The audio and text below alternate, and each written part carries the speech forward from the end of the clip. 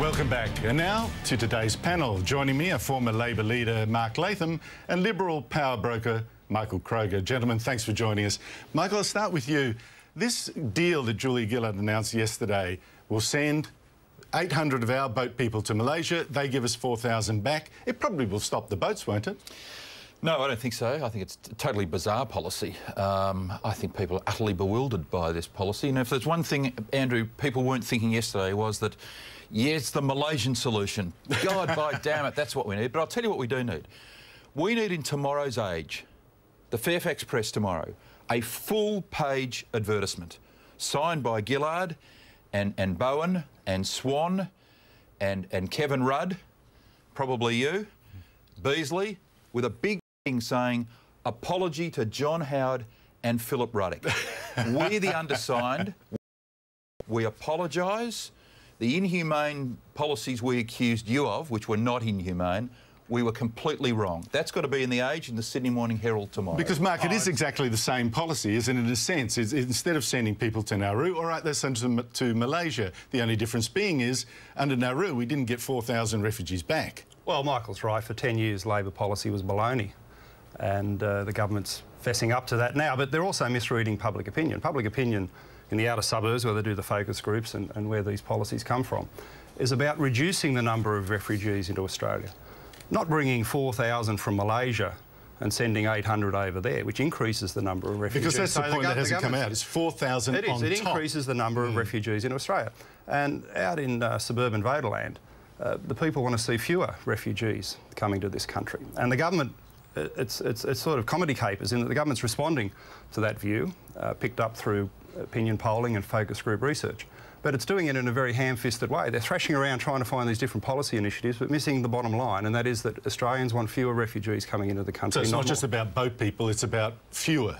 It's about the number and the effectiveness of policies, and it's almost like they're into gimmickry and spin with these policies. That what's the latest madcap idea we can think of to throw into the refugee pot, and none of it's working for them at all. No, it isn't. And because, Michael, the whole thing about, it's not just about boat people coming in uninvited, it's also about what's happening once they're here. I was really struck by the Immigration Department report, snuck out during the royal wedding kerfuffle, showed that 85% of refugees in Australia over the first 5 years on benefits. Look, the government has completely lost control of refugee and immigration policy. You look at the last 6 years of the Howard government. You know how many people arrived, unauthorised boat arrivals, every year for the last 6 years of the Howard government? 50 a year. 50. In 2010, there were 6,889 illegal boat arrivals. What does that tell you?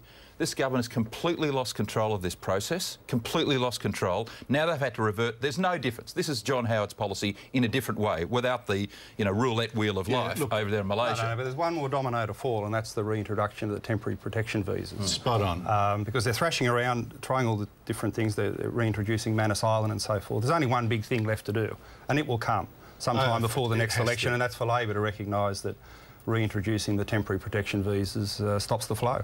One other thing that didn't get much play this week because of it's been such a big news week, Osama bin Laden, the news poll. More bad news for Julia Gillard. 47% of the two-party preferred vote for Labor, 53% to the coalition. That's a hiding. Do you think it's terminal for her? Probably. The great underlying problem with the Gillard Prime Ministership is a lack of respect. And for reasons that require tremendous elaboration, and we haven't got time for this morning, she seems to be one of the only Prime Ministers I can think of that doesn't associate herself with respect among the Australian people. You talk to the public about Gillard, and there's a lot of commentary there, but no respect whatsoever. I think she's shrunk in the role. There's a national habit of kicking politicians, fair enough.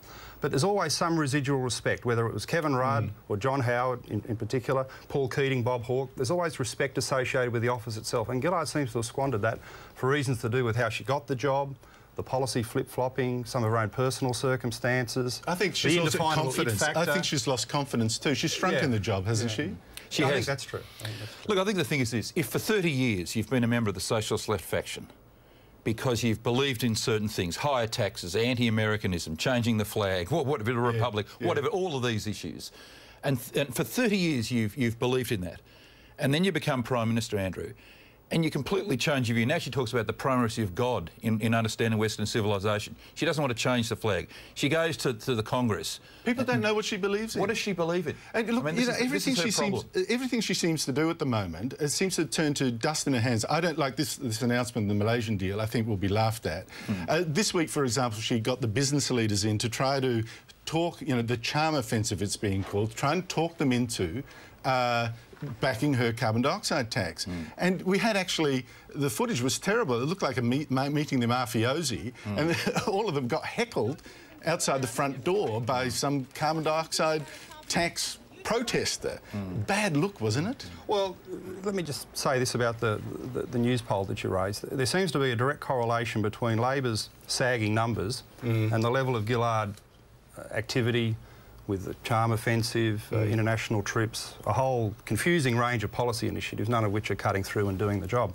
So I think she's worried that these numbers are causing discontent within the caucus, and she's got to get out and do a lot of stuff. Yeah. But her strategy people would be better. Well, exactly. They'd be better off sitting down and saying, look, let's not do a million things that just confuse the public further.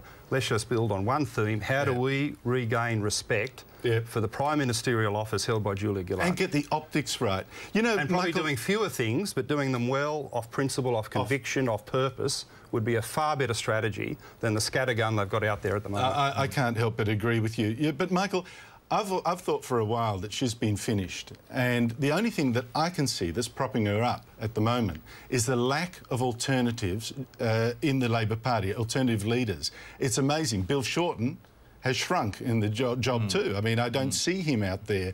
Who, if it's not Gillard, who would it be? It's funny you should say that. Someone said to me yesterday, if I was advising the Labor Party, what would I tell them to do? Right now, federally, I mean, Mark would have a better idea than me, but what would I advise them to do? Now, this is what we know.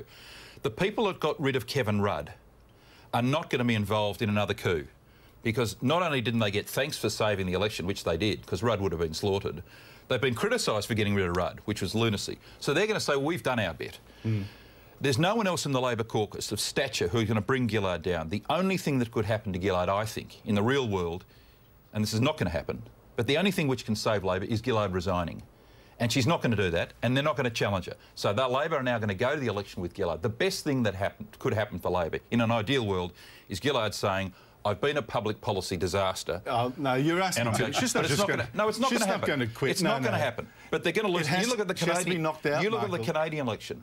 They campaigned on an ETS over there, effectively the Labor equivalent, and got slaughtered. Absolutely. Got slaughtered, and that's what's going to happen. You're asking her to say, look, I've been a dud, I'm moving on. She's not going to do it. Mark, she's not going to do that. Who would you see as the natural leader? Because if one doesn't come up, it's Kevin Rudd, and no one wants him.